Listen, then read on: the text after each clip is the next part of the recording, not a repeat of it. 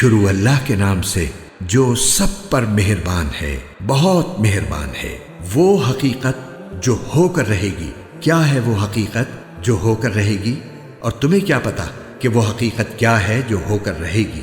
سمود اور عاد کی قوموں نے اسی جھنجھوڑ ڈالنے والی حقیقت کو جھٹلایا تھا۔ نتیجہ یہ کہ جو سمود کے لوگ تھے وہ چنگھاڑ کی ایسی آفت سے ہلاک کیے گئے جو حد سے زیادہ خوفناک تھی، اور جو عاد کے لوگ تھے انہیں ایک ایسی بے قابو طوفانی ہوا سے ہلاک کیا گیا جسے اللہ نے ان پر 7 رات اور 8 دن لگاتار مسلط رکھا۔ چنانچہ تم اگر وہاں ہوتے تو دیکھتے کہ وہ لوگ وہاں کھجور کے کھوکھلے تنوں کی طرح پچھاڑے ہوئے پڑے تھے۔ اب کیا ان میں سے کوئی بچا ہوا نظر آتا ہے؟ اور فرعون اور اس سے پہلے کے لوگوں نے اور لوط علیہ السلام کی الٹی ہوئی بستیوں نے بھی اسی جرم کا ارتکاب کیا تھا کہ انہوں نے اپنے پروردگار کے پیغمبر کی نافرمانی کی تھی۔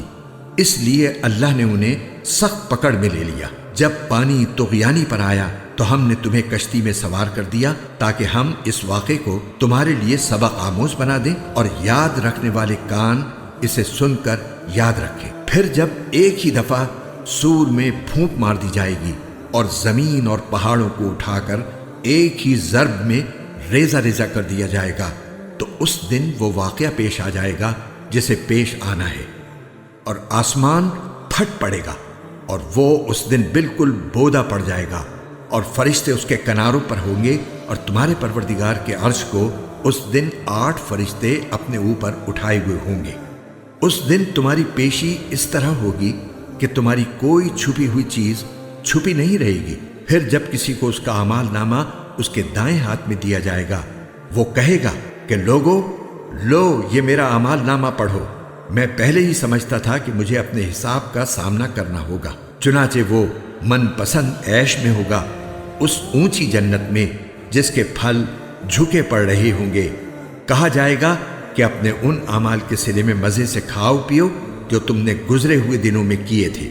رہا وہ شخص جس کا اعمال نامہ اس کے بائیں ہاتھ میں دیا جائے گا تو وہ کہے گا کہ اے کاش مجھے میرا اعمال نامہ دیا ہی نہ جاتا اور مجھے خبر بھی نہ ہوتی کہ میرا حساب کیا ہے۔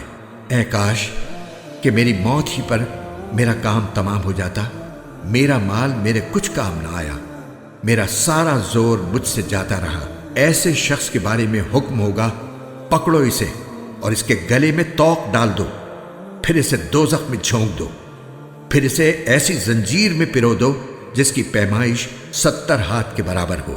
یہ نہ تو خدائے بزرگ و برتر پر ایمان لاتا تھا اور نہ غریب کو کھانا کھلانے کی ترغیب دیتا تھا، لہٰذا آج یہاں نہ اس کا کوئی یار و مددگار ہے اور نہ اس کو کوئی کھانے کی چیز میسر ہے سوائے غسلین کے جسے گناہگاروں کے سوا کوئی نہیں کھائے گا۔